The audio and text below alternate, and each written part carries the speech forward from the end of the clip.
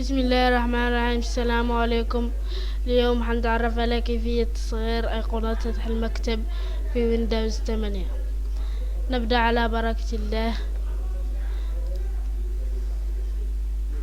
نضغط على زر كنترول زائد زر الفأرة الذي في الوسط هكذا، نحركه إلى الأعلى والأسفل. إذا كنا نريد تصغير فنحركه للأسفل، وإذا كنا نريد أن نكبر الأيقونات ونحركه إلى الأعلى هكذا.